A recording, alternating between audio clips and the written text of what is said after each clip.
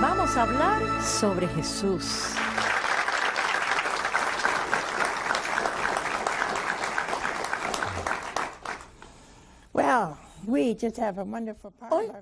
Hoy tenemos un miembro muy querido de nuestra familia y uno de nuestros amigos más queridos, el Padre Apóstol. Y anoche les prometí que les iba a ofrecer un recuento de toda la gran labor realizada por esta cadena sobre la visita del Papa. Y el Padre Apóstol me lo recordó porque se me olvidó. Se me olvidó conseguirles la información. Bueno, en primer lugar, se me olvidó pedir la información. Así que con una memoria como esta, no podemos llegar a ninguna parte. Y les prometo, porque mi productora me lo va a recordar, que ella va a conseguir las cosas enseguida que le diga dónde. Así, usted se preguntará que cómo manejamos esta red, ¿no? Pero Dios es quien lo hace. Bueno, es una maravilla, de verdad se los digo. Y tenemos más de 36 millones de nuevos hogares que se nos han afiliado. Y es algo, lo que hacemos, lo que queremos hacer es maravilloso. Así que les prometo que con la gracia de Dios y la memoria de mi productora, que lo haremos el próximo martes, por seguro. Esta noche les tengo al Padre Apóstoli, que está produciendo una serie sobre las bienaventuranzas. Y yo creo que hay una cosa, en verdad hay muchas cosas que no entendemos en el Evangelio. Y una de las cosas que yo creo que decimos entender, pero que en verdad no es así, son las bienaventuranzas. Bienaventurados los misericordiosos, bienaventurados los pobres de espíritu. Y claro, todo el mundo se pregunta, ¿quién quiere ser pobre? Claro que es una pobreza superior a esa. Y bienaventurados seréis cuando os persigan por causa de mi nombre. Y esa es también un poco difícil de entender. Bienaventurados los limpios de corazón. Muy difíciles de entender hoy en día. Y hay varias bienaventuranzas, 8 en total. Yo les he añadido una, esta no vale, no está en la escritura, pero bienaventurados aquellos con agallas, porque van a sufrir mucho. Muy bueno. Esa acabo de inventarla, padre. Bueno, pues tenemos aquí a un sacerdote del Señor, un hijo de Dios, muy fiel a sus votos y muy consciente del Señor, y les hablará del verdadero significado de las bienaventuranzas. Por favor, recibamos al Padre Apóstoli. Muchas gracias, madre. Es un gran placer estar aquí, madre. Y después de lo que ha dicho, voy a tener que filmar sobre esa nueva bienaventuranza. Me gusta mucho eso. Ah, madre, pero... Yo también le he añadido uno más a los 7 dones, porque pienso que hoy tenemos que ser muy audaces en cómo defendemos la fe. Me parece que si uno lo puede hacer, hay la necesidad de hacerlo. Bueno, háblenos de las bienaventuranzas. Bueno, madre, una gran oportunidad, como usted dijo, de compartir, aunque muchos no las valoren. Alguien una vez las comparó, ya que están al comienzo del Sermón de la Montaña, con la obertura de una gran sinfonía, ya que dan una idea de todo lo que el Señor hablará en ese sermón. Y cuando estudiamos cada una, madre, nos ejemplifican el espíritu o la actitud que deberíamos tener. Usted dijo, madre, los pobres de espíritus. Me pregunto si hoy en día muchos en verdad lo aprecian. En este tiempo tan materialista y de consumo en el que vivimos, la gente valoriza a los demás por sus posesiones, el dinero, el poder, y sin embargo esa bienaventuranza nos llama a ser pobres, no solo de acuerdo a nuestra vocación en la vida, así como usted y yo somos pobres de una forma distinta a la de los laicos, pero sí están llamados a ser pobres en espíritu. Creo que es lo del espíritu lo que no entienden bien. La actitud de confianza, la actitud de inclusive aquellos que tienen riquezas, influencias en el mundo, pero saben que su confianza radica solo en Dios. No ponen su confianza en cosas materiales o en personas conocidas porque saben que al final su confianza está en Dios. porque Dios es el que los ayudará en sus problemas, que va a estar ahí, porque Él es el verdadero tesoro. Y saben que ese tesoro solo puede ser el Señor. Entonces, es que se dan cuenta del materialismo que trae consigo la avaricia. Con tanta frecuencia vemos que la gente de hoy ansían el poder y a veces hasta miran con cierto desdén a los demás, tan contrario a las bienaventuranzas de Jesús. Sí.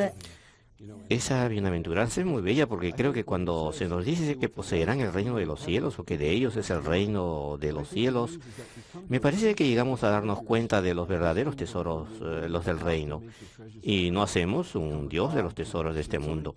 Tanta gente hoy en día, madre, ven el poder y las cosas materiales como al Dios de sus vidas y no van más a misa. Quieren ganar más dinero y por lo tanto el domingo se ha convertido en otro día laboral. Así es. Es tan triste. Yo cito al cardenal Ratzinger en esa primera bienaventuranza cuando dice que el materialismo de hoy es tan intenso que estamos en peligro de sofocar todo valor espiritual. Y fíjese, es la primera llamada. Jesús pone esa bienaventuranza de los pobres de espíritu en primer lugar. La primera de todas, pues si la tenemos, nunca sucumbiremos al mundo. Jesús nos dice que no podemos servir a dos señores, Sí. el mundo y...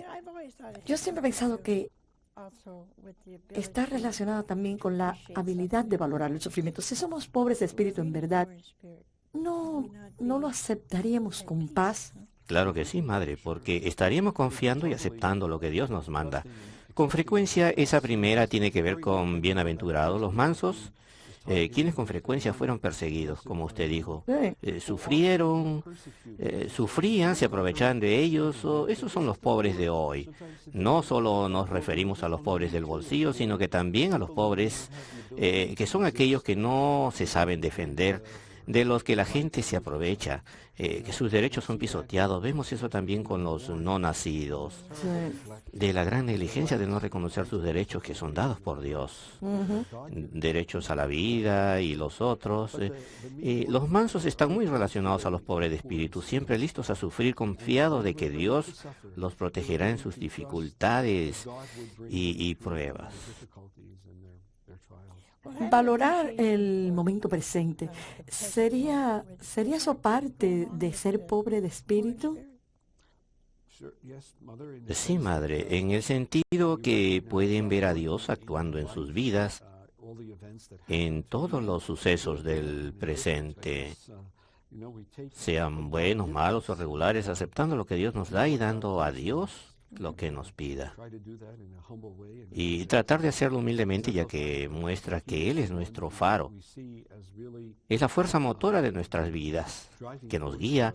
Eso es lo que pobre de espíritu logra en la persona. A no aferrarnos a las cosas materiales, sino aferrarnos al Señor que actúa en nuestras vidas para realizar su propia voluntad.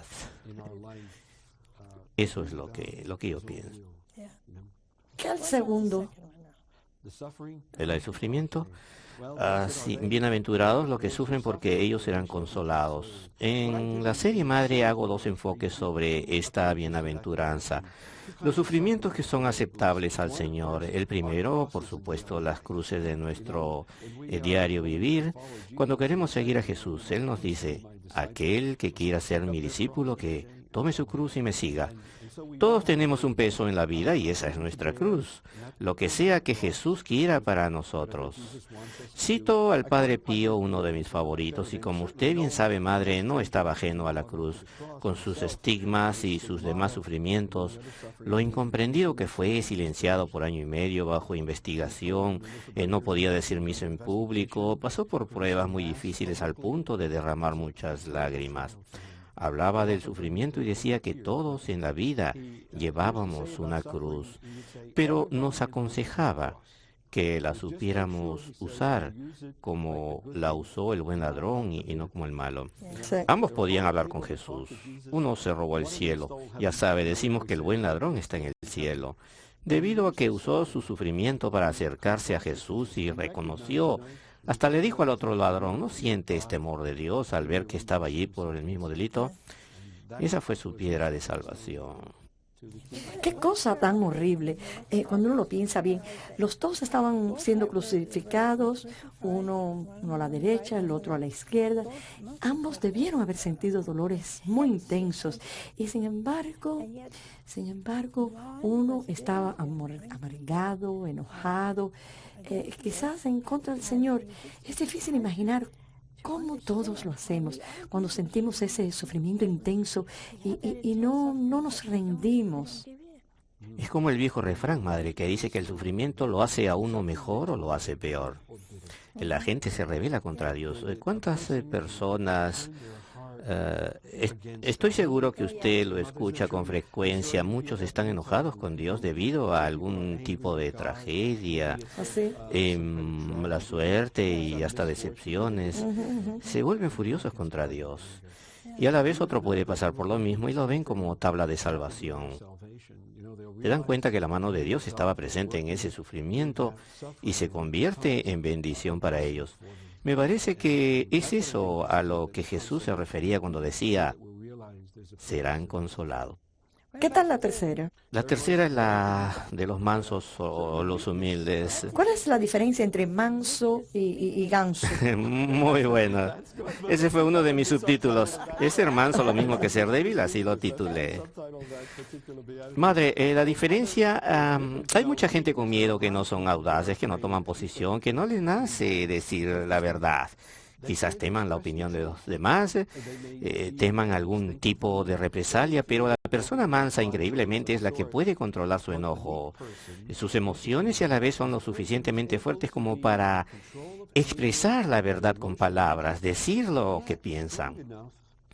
Hasta pueden lidiar con la furia de los otros. Son algo así como una abejita que obtiene el polen y de alguna forma a través de un proceso que la misma ciencia no ha podido duplicar, hacen miel del polen. Yo creo que eso lo hace el manso, porque puede apaciguar situaciones muy difíciles, momentos de rabia y de tensión, y pueden ser lo suficientemente suaves como para lidiar con personas difíciles que quizás estén enojadas por algo en particular. Es muy interesante, madre, ya que la palabra mansedumbre en griego está compuesta por dos raíces. Una quiere decir fuerte como el hierro y la otra suave como una pluma. Y creo que esa combinación es la que hace que la mansedumbre no se convierta en flaqueza o debilidad. Hay una cierta fuerza en ella, fuerza para decir la verdad que, como usted dice, la audacia. Necesitamos ser valientes en el mundo de hoy. Ser manso no es excusa para dejar de decir la verdad. Al contrario, es una forma de hacerlo, pero con respeto, de una forma que quizás ayude a otra persona, sin imponerse, tratando de expresar lo que uno siente.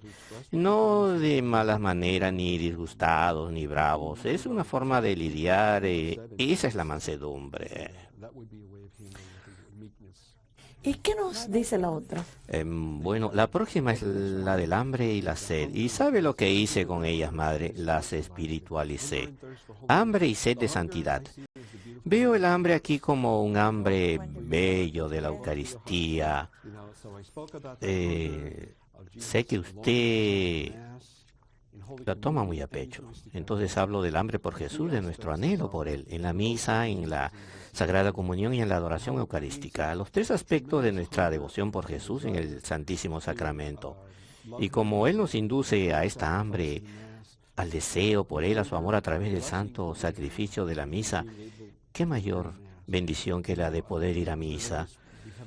Como religiosos tenemos esa oportunidad todos los días, como tantas personas que vienen aquí de todos lados, que están aquí esta noche. Y los millones que nos ven y nos escuchan a través de WEWN en Washington y EWTN esta noche. Los que están aquí, muchos de los cuales sienten un gran amor por la Eucaristía. Y madre, creo que el mensaje que sale de aquí es un mensaje totalmente eucarístico. Y en cuanto a la sed, la enfoqué en nuestra sed de oración, hablando de salmos, el Salmo 42, el siervo que anhela por las corrientes de agua. Mi alma tiene sed de ti, Señor. Y como Dios cree en nosotros esa sed y hambre, algo positiva, no se trata de ningún tipo de carencia, que si es negativa como la hambruna, el hambre, una sequía, no hay agua para beber. Pero como factor real y positivo que haga a la persona buscar la Eucaristía y la oración. Lo he tratado de expresar de acuerdo a nuestro crecimiento en ese bello don que nos da el Señor, que es la oración. Sí, bueno, quisiera hacerle una de esas preguntas difíciles. Hay mucha gente a la que nunca se les ha enseñado la definición correcta de la transubstanciación. La Eucaristía, ¿habrá algún tipo de cuestionario que una persona promedio pudiera contestar para saber de verdad si cree en la presencia real? Por ejemplo, o si no está seguro de la fe, o, o si le enseñan algo equivocado. ¿Habrá algún tipo de pruebita o cuestionario pequeño sobre eso? No, madre, esa es una buena pregunta. Tengo que pensar un poco. Quizás habría que preguntarle a la gente cuando venga a la iglesia. Preguntarle si lo primero que hacen es buscar el sagrario.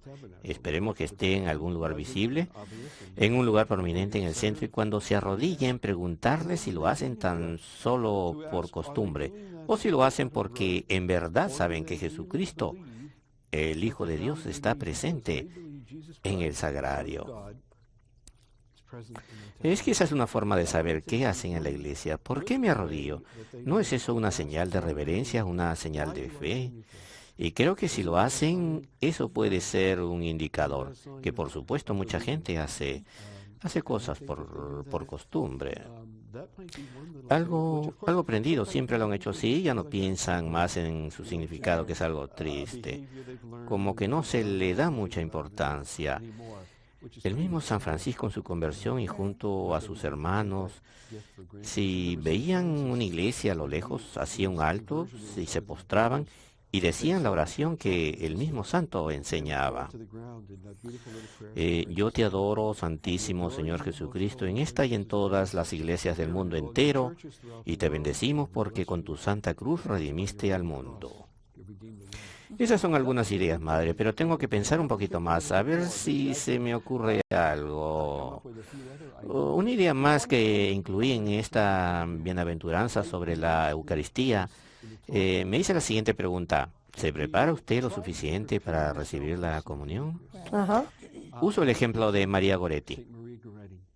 La primera vez que el muchacho, que luego la mataría, Alessandro Sorinelli, la primera vez que se le acerca y le pide que cometa ese pecado de impureza, ella le responde: Alessandro, si yo lo hago, no podré comulgar. Ve, esa es una forma muy real de probar si de verdad ansiamos recibir a Jesús. ¿Evito yo un pecado mortal o uno venial deliberadamente? Trato de evitar el pecado porque quiero mi corazón limpio para poder recibir a Jesús el próximo domingo. Esa es una de las formas, madre, un tipo de prueba que pudiéramos hacernos.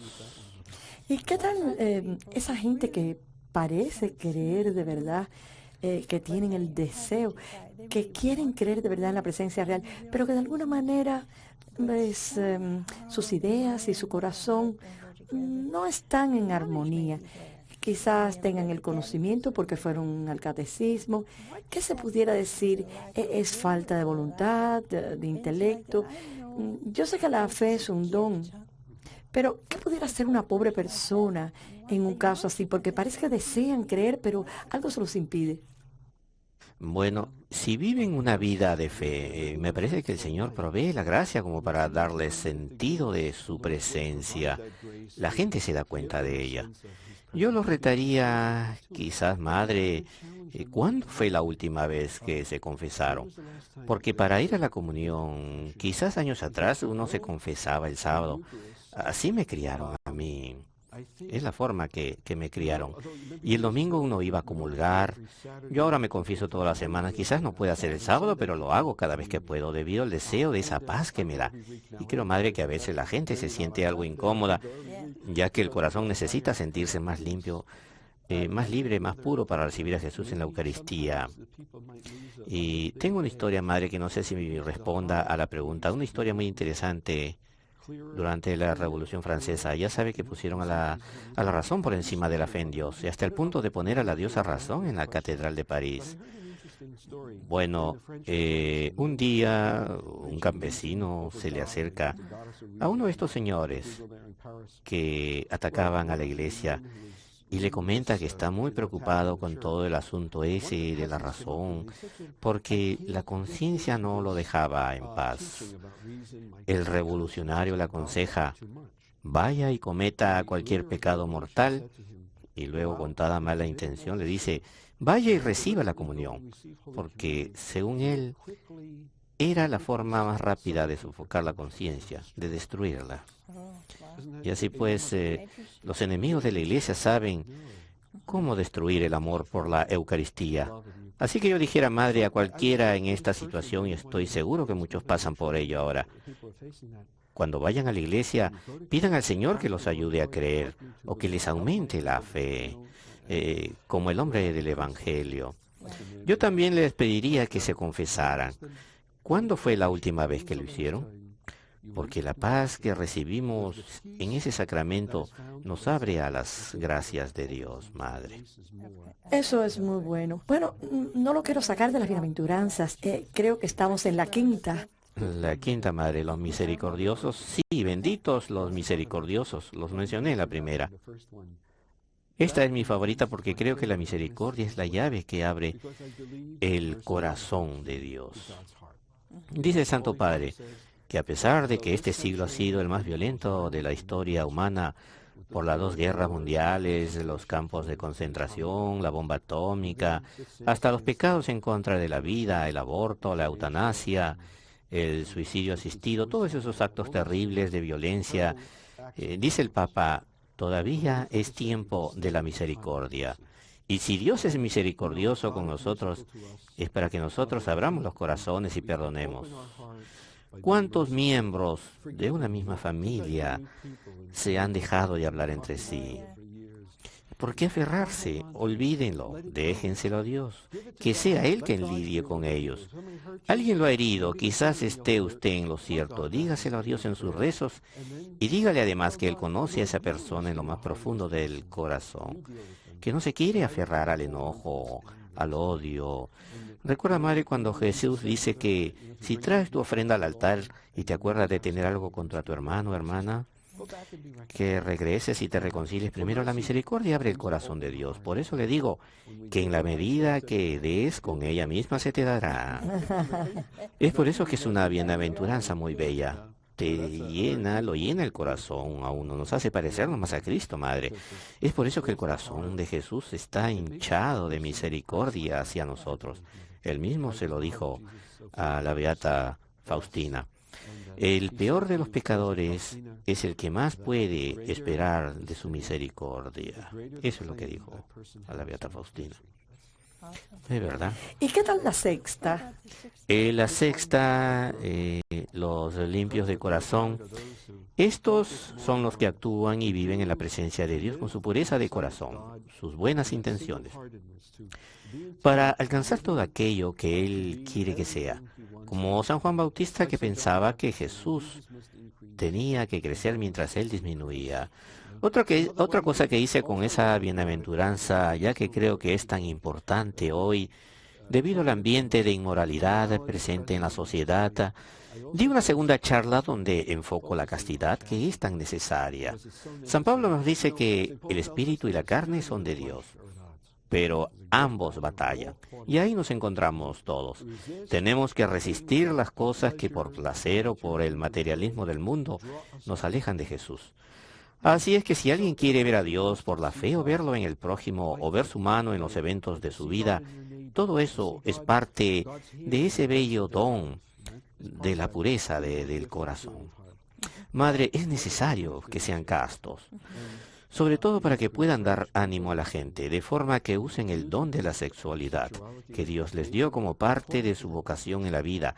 Aquellos que están casados, la bella llamada a la santidad. Ellos también tienen que reconocer la santidad del don de la sexualidad dentro del sacramento. Todos los que se encuentran en situaciones prematrimoniales, que sean fieles a Dios. Sé que es difícil, los jóvenes con tantas tentaciones. Jesús nos lo pide por amor a Él, por respeto a Él. Y cito a San Pablo, madre, en esa bella enseñanza de Corintios primera, capítulo 6, donde dice, ¿no saben ustedes que por el bautismo sus cuerpos son miembros de Cristo y santuario del Espíritu Santo? Tenemos 3 minutos para las 2 últimas. Los que trabajan por la paz. Los que trabajan por la paz. Los hacedores de paz. ¿Cómo necesitamos esa paz interior que, como diría San Pablo de forma tan hermosa, la paz de Cristo va muy por encima de todo entendimiento humano?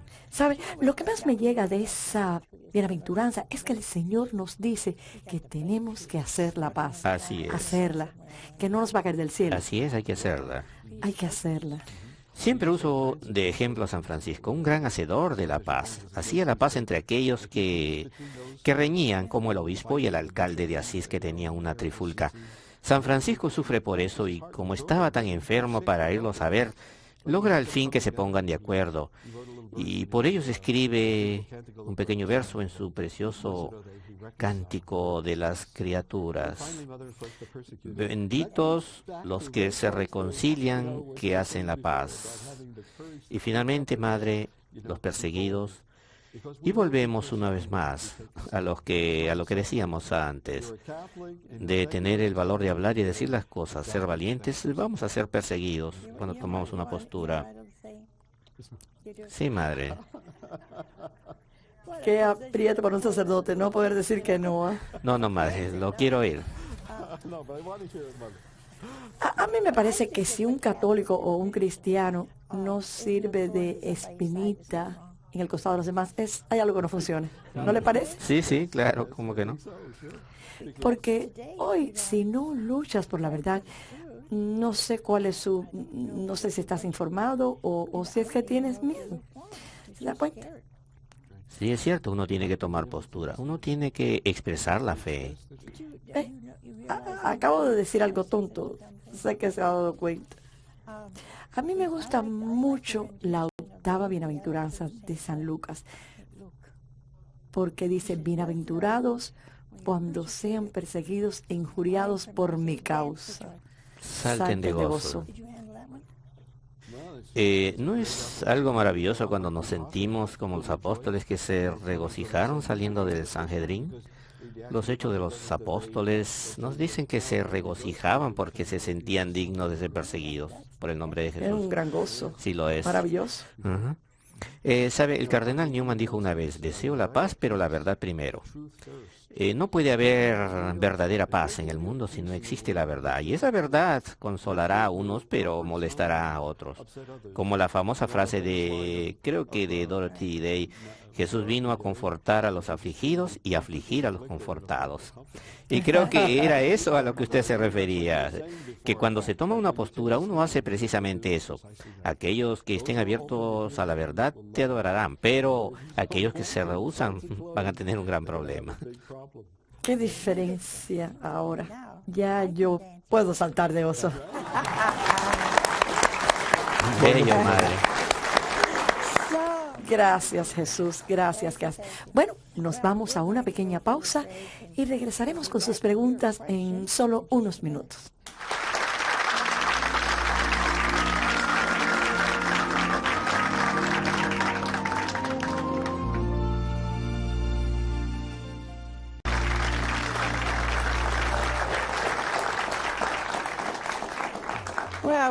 Bueno, pues aquí estamos de vuelta con el Padre Apóstol y hemos estado conversando sobre las bienaventuranzas y sé que cada cual tiene la suya predilecta. Tenemos una llamada. ¿Hola?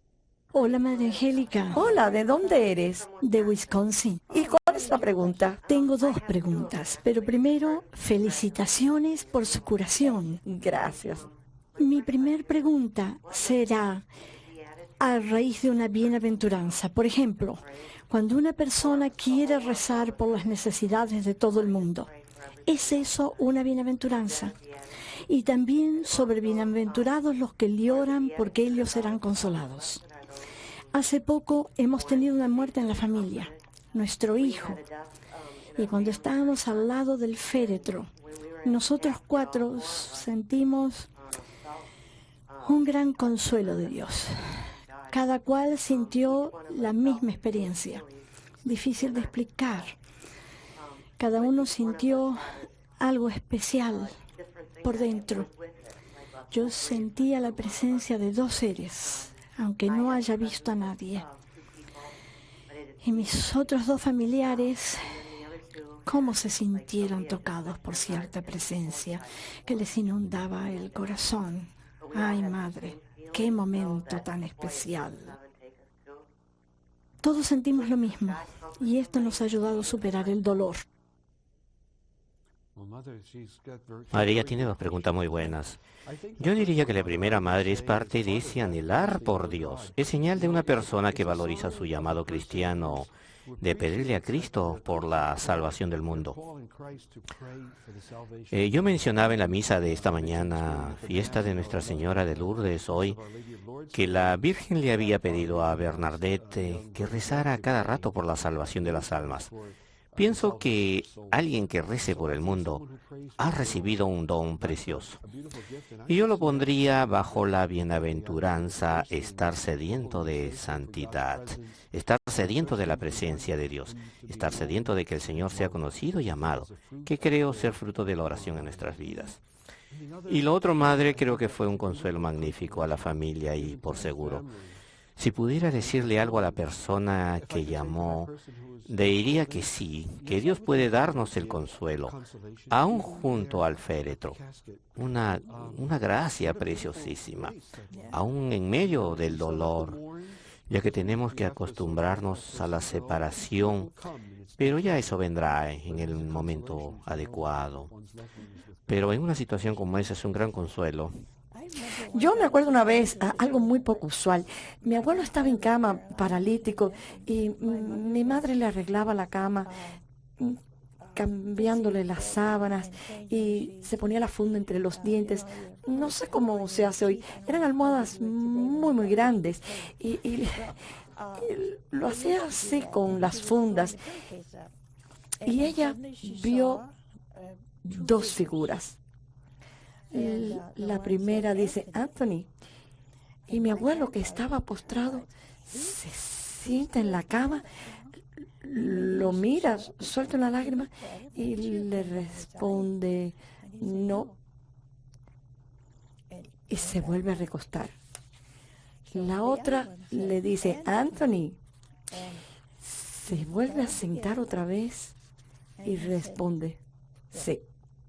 Y luego se recuesta y así se muere. Caramba. Eso fue un gran consuelo para mi madre. Era como si estuviesen preparando a nuestra madre, a mi madre, para aceptar la muerte. O sea, algo antes del hecho en sí. ¿Y se murió ahí mismo? Ahí mismo, sí. Caramba. Qué bien. ¿Diría usted que eran Jesús y María? No sabría decirle, pero él tenía... Yo lo fastidiaba mucho con eso, porque de nada más que mencionar a María, él saludaba de forma militar. Y aun cuando lo mencionábamos en casa, y él no era tan devoto, imagínate, un italiano. Y no es que los italianos no sean devotos. No. No me van a entender mal. Sin embargo, si pasaba por una iglesia, se detenía y saludaba. Lo mismo si decías el nombre de la Virgen. Y yo enseguida le decía, ¿por qué el saludo? No hay nadie aquí. Y me miraba y me decía, es que tú no entiendes. Y claro que yo no entendía. Me parece que el Señor lo estaba consolando aún antes de morir. Ajá. Y eso representa mucho. Seguro que sabía que lo llamaban. Sí, lo sabía. Y esa es una gracia. Una gracia. ¿Sí? Dios hace cosas así, en un momento u otro. Hay que aferrarse a ellas. Otra llamada. Hola. Hola, ¿De dónde es? me llamo Anthony de Nueva Jersey. ¿Cómo está, madre? ¿Qué tal, padre? Esta pregunta que creo que tiene que ver con la primera bienaventuranza. Yo quisiera que me aclarara eso de pobre de espíritu. ¿No quería Jesús que fuésemos felices? Pobre de espíritu no quiere decir que estemos insatisfechos con el mundo, con el trabajo que hacemos. Sé que hay diferentes explicaciones, pero en verdad no estoy muy claro con lo que significa pobre de espíritu. Claro que no pienso que quiera decir que estemos deprimidos o amargados, pero aún así es bastante difícil de entender. A ver, pobre de espíritu, le doy un ejemplo, madre. Usted parece ser una persona feliz. Entonces, ¿es usted pobre de espíritu? Y si lo es, ¿quiere decir eso que no está contenta con el mundo? ¿Qué puede decirme sobre eso, madre? ¿Es eso ser pobre de espíritu o estoy equivocado? Bueno, por muy feliz, no creo que uno pueda sentirse del todo dichoso. Nuestra Señora le dijo a Bernadette, no te prometo la felicidad en esta vida, solo en la otra. La felicidad es un momento, viene y se va. El gozo es, dice el Señor, les dejo ese gozo que nadie les podrá quitar. Y yo tengo que sentir ese gozo en este momento. No importa cómo me sienta, si las cosas van bien o no, si sufro o no. Es un tipo superior de gozo que brota de mi amor por Jesús o de mi necesidad de Él, que sobrepasa cualquier tipo de necesidad natural. La primera bienaventuranza tiene que ver exactamente con ese gozo. ¿Te imaginas lo maravilloso que sería si fuésemos totalmente libres y Dios fuera nuestro centro y nuestra fuente de gozo? Dígame algunas de las cosas que ya... Si alcanzara, si fuera totalmente libre. Sí. Bueno, si estuviera libre de preocupación, Sí. libre de depresión. La gente se deprime porque no tiene lo que quiere o se les va lo que tiene. Mucha gente se intranquiliza por eso. Pierden eso que los italianos llaman, lo que llaman ágita. Ágida. Sí, necesitan mucho de eso. Está muy bien, hacía tiempo que no oí esa palabra. Y para ustedes que no saben lo que significa, es cuando uno está muy contento, medio loco, cuando te enojas o cuando comes mucha salsa de espagueti. Eso es ágida. Así es, madre. Como iba diciendo, nos liberamos. Y la primera bienaventuranza no quiere decir que uno no valore las cosas de la vida. O es lo que se decía del comer. Debes de comer para vivir, no vivir para comer. Debemos usar las cosas del mundo porque somos parte de este mundo. Hasta el mismo San Francisco, con todo lo pobre que era, decía que teníamos que tener un lugar donde vivir en alguna parte. Y así ellos mismos tenían su propio sitio. Debemos usar las cosas del mundo, pero sin aferrarnos a ellas, ya que tienen la tendencia de monopolizarnos, de dominar y controlar el corazón. Como cuando Jesús hablaba de la parábola del sembrador y decía que la semilla caía en tierra de cizañas y espinas, que aunque creciera, era sofocada enseguida. Lo mismo sucede con las personas que se apegan a las cosas del mundo. Eso es lo que los pobres de espíritu madre pueden evitar. No se ven enfrascados en esos intereses. Saben que tienen que vivir aquí y ser felices también, o encontrar el gozo, como muy bien usted lo ha dicho. Ese gozo solo viene de Jesús y no lo debemos perder, aún en medio de las dificultades, porque lo llevamos muy adentro. ¿Saben qué consiste para mí la libertad de nuestro Santo Padre Francisco, siendo italiano? Estaba agonizando y quería que le dieran un pedazo de bizcocho de almendras. Ajá. Y hace que el hermano Jacobi llamara a una mujer para que le hiciera el bizcocho. Y estaba agonizando. Eso para mí es libertad. Correcto. No se limita con morderse las uñas y decir, ay, me muero. No podré comer más bizcocho de almendras. No, pide que se lo den. Yo probablemente pida también bizcocho de almendras y una pizza bien grande. Tenemos otra llamada. Hola. Hola. Hola, madre. ¿De dónde es? Me llamo Alan y soy del estado de Nueva York. Ajá. Madre, soy un policía retirado, incapacitado. A mí me criaron en la iglesia católica, pero me alejé demasiado. Me hice policía y con el tiempo me declararon incapacitado por un accidente. Regresé a la iglesia, ayudaba en las clases de catecismo, de primera comunión. y a la vez era como un proceso de aprendizaje para mí, aprendiendo de nuevo lo que era ser católico. Me encanta la iglesia, me encanta la misa. La misa es uno de los actos más bellos de los que he participado, pero otra vez me volví a alejar. He perdido el camino y tengo una familia. Me doy cuenta que no los puedo guiar y si yo mismo no tengo el camino a seguir, hace poco empecé a aprender cómo decir el rosario. Recientemente mi madre ha sido diagnosticada con un tumor en la cabeza y le he estado rezando al Padre Pío, no tanto por un milagro en sí, sino por la bendición de que si muere y es llamada a casa, que sus pecados sean perdonados y pueda ser aceptada en el cielo. No sé dónde dirigirme, he preguntado y hasta incluso he escrito a través del correo electrónico a sacerdotes y nadie parece tener tiempo. Qué comentario tan triste. Sí, un comentario muy triste. Sí, que un sacerdote o cualquiera no tenga el tiempo para ayudarlo. No se dé por vencido. Tiene que buscar por aquí y por allá hasta que encuentre a la persona que tome el tiempo de ayudarlo.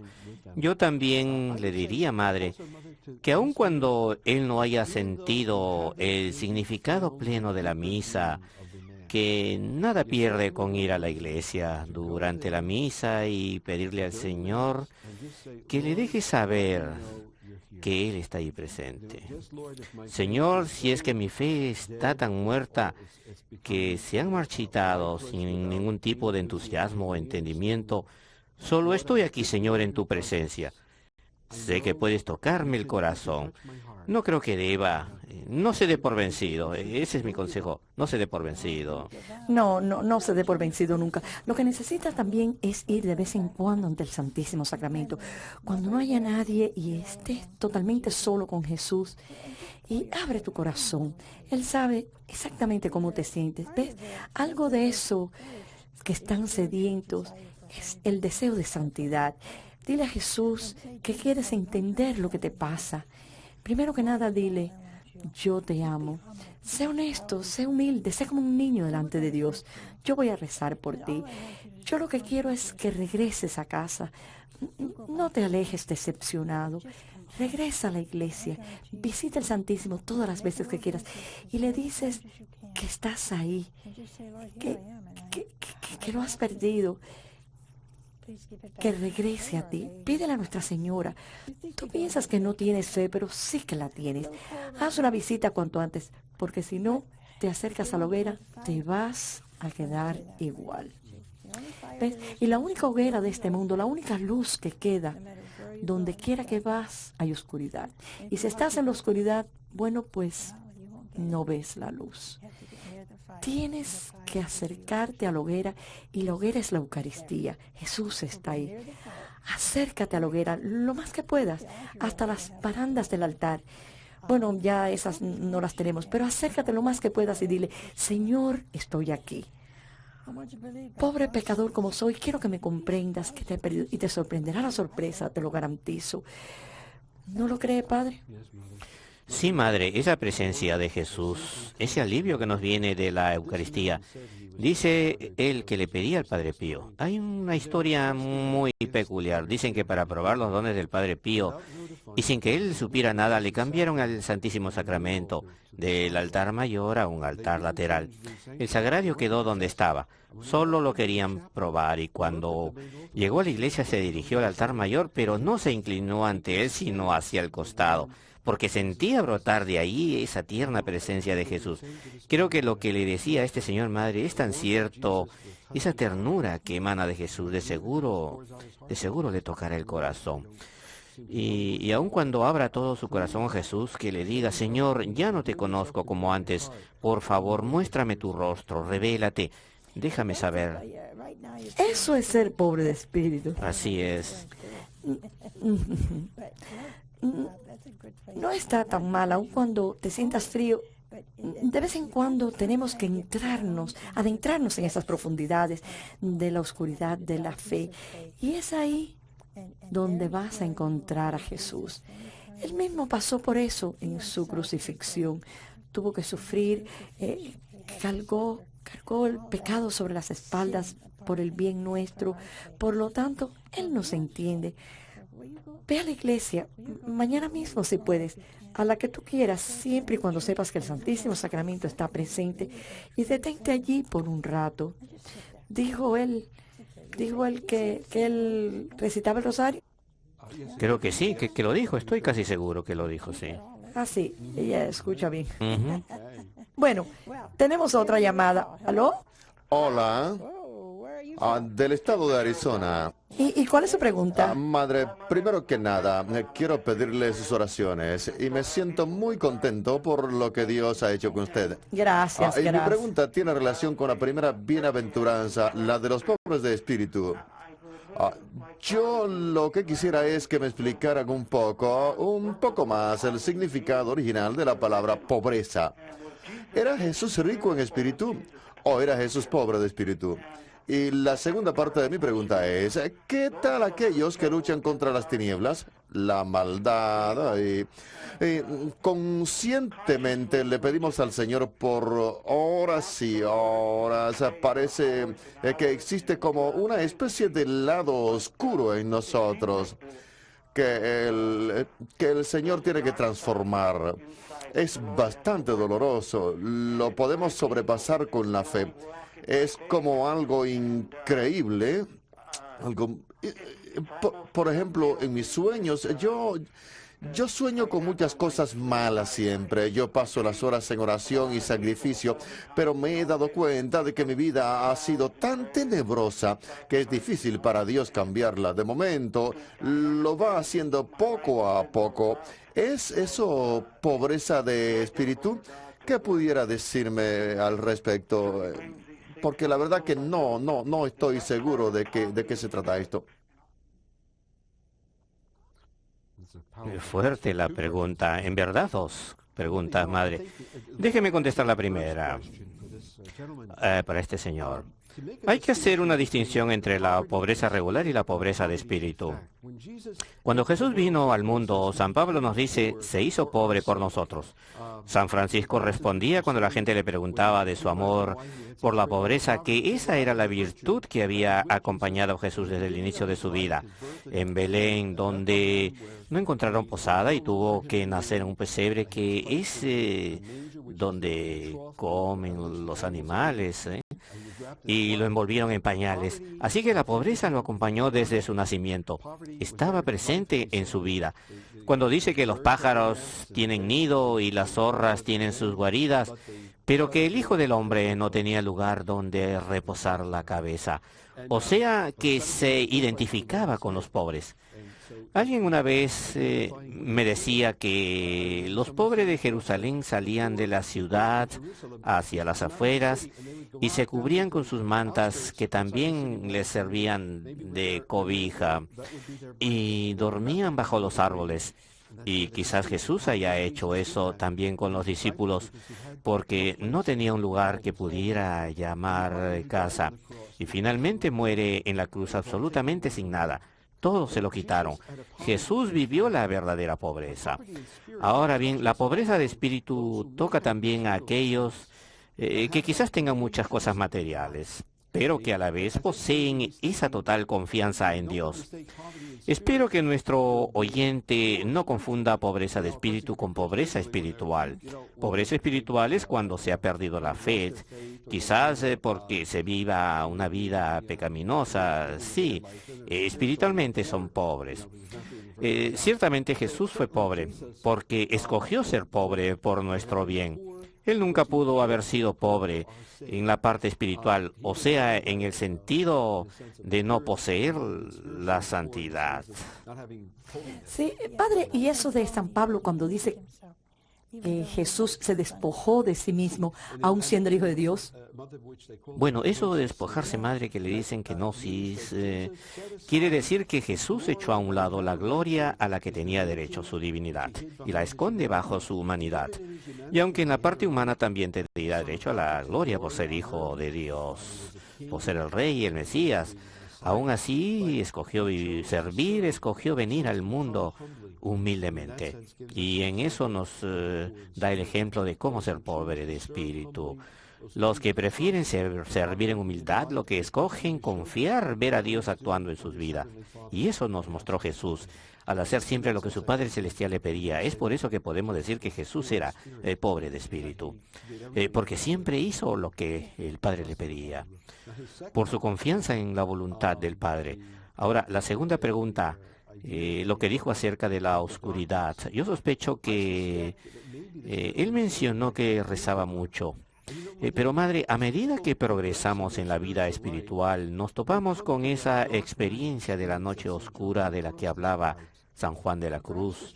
Y quizás este señor, sin darse cuenta, esté pasando por ella. Aun cuando esté tratando de llevar una vida santa, aun si trata de no ofender a Dios en cosas serias, y aun cuando hace el mayor esfuerzo de evitar los pecados veniales, puede ser que esté pasando por esa noche oscura donde Dios parece que nos abandona y nos sentimos completamente solos. Hasta nos llegamos a preguntar si Dios nos sigue amando. ¿Hacia dónde va mi vida? No veo el consuelo por ninguna parte. Me sentía más seguro antes. Me siento como si estuviera en una cueva en la oscuridad. No sé dónde voy. En verdad, madre, pienso que ese es el caso de este señor y que puede estar más cerca de Dios de lo que él mismo piensa. Sí, ¿no piensa usted que su pregunta original haya sido cuál es la diferencia entre pureza y pobreza de espíritu?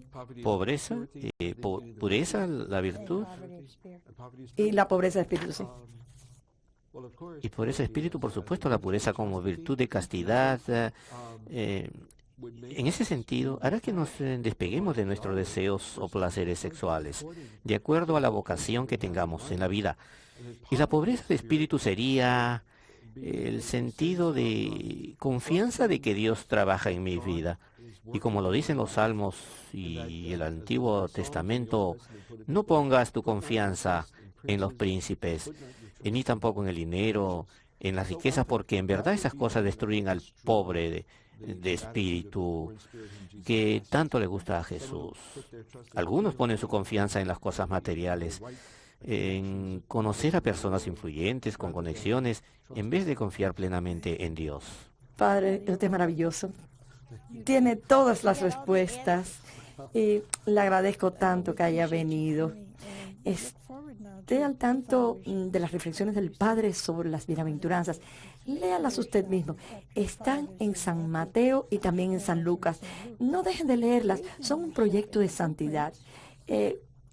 ¿Cuál es esa que dice: bienaventurados los mansos porque poseerán la tierra como herencia? Sí.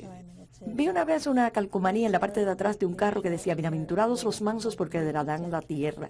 Y en la línea siguiente: ¿pero quién la quiere? Un concepto totalmente equivocado de la tierra, porque nos referimos a la tierra prometida, al cielo. Hay que buscar el cielo, hay que buscar a Dios. Ahora, no se me podía olvidar aquella bienaventuranza que dice: pedid y se os dará. No es una bienaventuranza, pero es bueno pensar en ello de vez en cuando. Sí. Por favor, pónganos entre sus cuentas del gas y de la electricidad. Febrero es un mes que siempre es apretado. Y la semana próxima, cuando se entere de todas las cosas bellas que hace el Señor con lo que usted nos da, pues va a quedarse maravillado con todo lo que Él hace con su cadena de televisión. Un mes difícil, febrero, por todas esas cuentas de Navidad que aún se están pagando. Todos tenemos cuentas que pagar, especialmente para poder seguir saliendo al aire. Así que sean generosos, los queremos mucho. Y no se olvide que dentro de toda la oscuridad que hay en su vida, Dios está siempre presente con su dulce madre. Y Él los ama muchísimo. Gracias, Padre. Gracias, Madre. Que Dios los bendiga. Se me olvidó pedir la bendición. Que el Señor la bendiga en el nombre del Padre, del Hijo y del Espíritu Santo. Thank you.